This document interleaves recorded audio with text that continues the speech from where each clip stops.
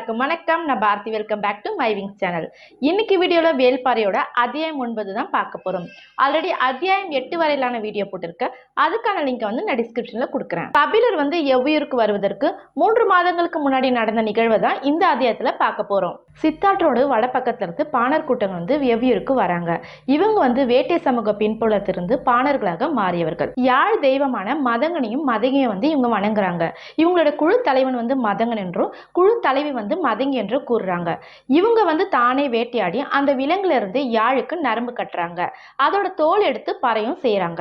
இவங்களோட கூத்து வந்து நடுராத்திரிக்கிறப்பதான் தொடங்கும்.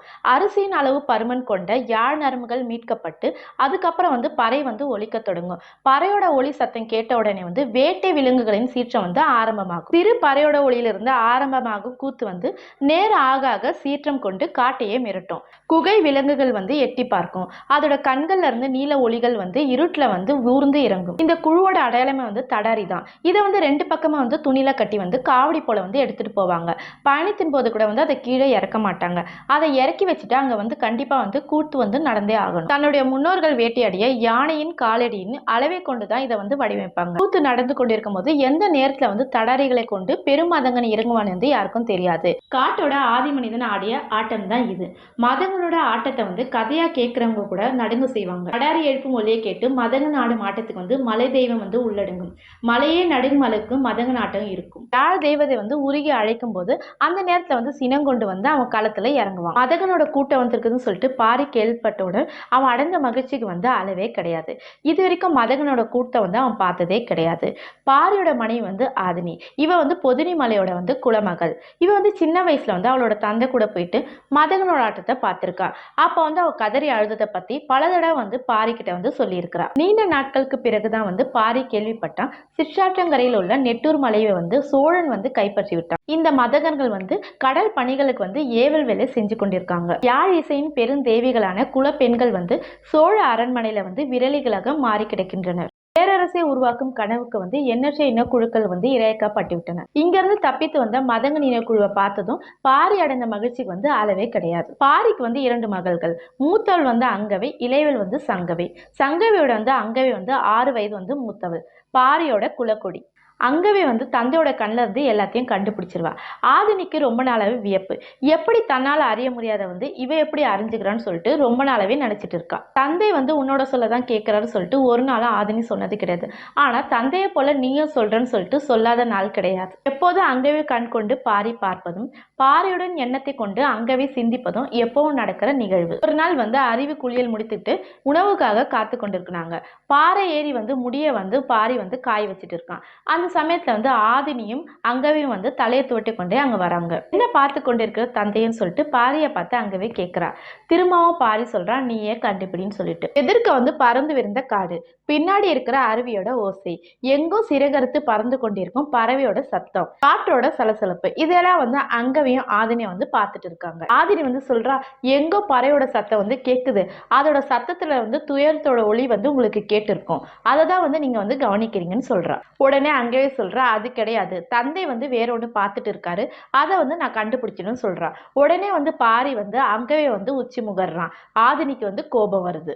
அவ வந்து எதை சொல்றா, நீங்க எதை பார்த்தீங்கன்னு சொல்லிட்டு பொறாமையோட கேட்கிறா ஆதினி.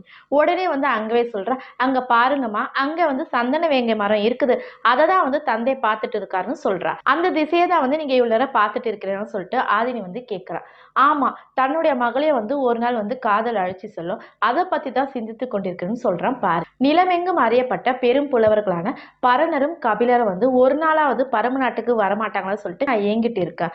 அவங்க கிட்ட இருந்து வந்து தன்னுடைய மகளும் மக்கள் சிலரேனும் வந்து எழுத்து கற்றால் நன்றாக இருக்கும்னு சொல்றான் பாரி. அது எனக்கான உங்களோட விருப்பம் தந்தையே, அதை விட ஆழமான ஆசை வந்து உங்ககிட்ட இருக்கு, அதை தான் நிறைவேற்றும்னு சொல்லிட்டு நான் நினைக்கிறேன்னு சொல்ற அங்கவை. அங்கவே சொல்ற, நம்மளோட பரம நாட்டுல வந்து முழங்காத இசை கிடையாது, நடக்காத கூத்து கிடையாது. இருந்தாலும் இந்த பரம நாட்டுல வந்து மதங்கர்களோட கூத்து நடக்கணும்னு சொல்லிட்டு நீங்க ரொம்ப நாளா ஆசைப்படுறீங்க, அதை நிறைவேற்றணும்னு சொல்லிட்டு தான் என்னோட ஆசைன்னு சொல்றான். சமையல் வந்து தயாராகி விட்டதால் கீழே இருந்து வந்து கூப்பிடுறாங்க. உடனே வந்து அங்கவே வந்து பாரி அனுப்புறான், நீ போய் சாப்பிடு, பின்னாடி நாங்க வரோம்னு சொல்லிட்டு. உடனே அவனோட கண்கள் வந்து கலங்குது. அதை பார்த்து ஆதினி கேட்கிறா ஏன் கலங்குறீங்கன்னு சொல்லிட்டு. மதங்கர் இனத்தை வந்து சோழன் வந்து அடிமையாக்கிட்டான். அவங்களோட இனத்தவர்கள் வந்து இனிமேல் வர்றதுக்கு வாய்ப்பே கிடையாது. அதை நினைச்சுதான் நான் கண் கலங்குறேன்னு சொல்றேன். செய்வதறியாது திகைத்த வந்து ஆதினி வந்து அவனோட தோலை வந்து தட்டி கொடுக்குறான். அவனோட மன இறக்க வந்து கொஞ்சம் குறையுது. ஆதினி வந்து சொல்றா வாங்க அந்த சந்தனை வேங்கை மரம் வரைக்கும் போயிட்டு வரலாம்னு சொல்லிட்டு. உடனே பாரி சொல்றான் ஏன் மகள் இருக்கும் போதே அழைச்சிருக்கலாமே, அந்த தைரியம் எங்க போச்சுன்னு கேட்கறான். ஆதினி சொல்றா என்னோட கண்களை வந்து நீங்க பார்த்திருந்தீங்கன்னா அதை நீங்க கண்டிருப்பீங்க. நீங்க தான் என்னோட கண்களை பார்ப்பதே கிடையாதுன்னு சொல்லிட்டு சொல்றேன். இந்த தாக்கத்தை வந்து பாரி வந்து எதிர்பார்க்கவே இல்லை. ஆதினியோட கண் கொண்டு பார்த்து தவறிய நாட்கள் வந்து எவ்வளவோ. காலம் வந்து வேகமா சுழண்டு போயிட்டு இருக்கு. கணவனோட இடத்தை வந்து தந்தையோட கணவன் வந்து விழுங்கி கொண்டிருக்கிறது. அந்த நேரத்துல வந்து ஆதினி கிட்ட சொல்றா நீதான் என் கண் கொண்டு பார்த்தவளாச்சுன்னு சொல்லிட்டு பாரி சொல்றான். புரியாம விழித்தாள் ஆதினி. பாரி சொல்றான் நான் வந்து அந்த புறாவை தான் பார்த்துட்டு இருந்தேன். ஆனா வந்து அங்கே வந்து காதல் கண் கொண்டு பார்த்துட்டு இருக்கா. அவளோட வயது அப்படி. அதனால அவளோட கண்களுக்கு வந்து சந்தனை வேங்க மரம் தான் தெரிஞ்சது. அததான் வந்து தந்தை பார்த்து கொண்டிருப்பார் சொல்லிட்டு அவன் நம்பி சொல்றான். உடனே வந்து ஆதினி கேட்கிறா நீங்க ஏன் அதை ஒத்துக்கிட்டீங்கன்னு சொல்லிட்டு. பாரி சொல்றா குழந்தைங்கிட்ட வந்து விட்டு கொடுக்கும் போதுதான் தோற்கும் போதுதான் தாய்மை வந்து என்னால உணர முடியும் அப்படின்னு சொல்றா. ஆதினி எதிர்பார்க்கல. கண்கள் கலங்குபடிய சுடுவெயில் மறைய நெஞ்சில் சாய்ந்து இதழ் பதிக்கிறார். இரவு வந்து சிறு நிலவு காடெங்கும் வந்து சாம்பல் பரவி கொண்டிருந்தது. இந்த நேரத்துல வந்து மதங்கன் ஆட்ட தொடங்குறதுக்கு பந்தல் எல்லாம் விரிச்சிட்டு இருந்தாங்க. இந்த சமயத்துல வந்து 2 பெண்கள் வந்து சலங்கை கட்டி கொண்டு ரொம்ப வெறி கொண்டு ஆடிட்டு இருந்தாங்க. பாரியோட இடது பக்கம் வந்து அங்கவையும், வலது பக்கம் வந்து ஆதினியும். ஆதினி பக்கத்துல வந்து சங்கவையும் அமர்ந்துட்டு இருக்காங்க. தேக்கன் முடியன் உள்ளிட்டவர்கள் வந்து மலப்பலகையில வந்து உட்காந்துட்டு இருக்காங்க.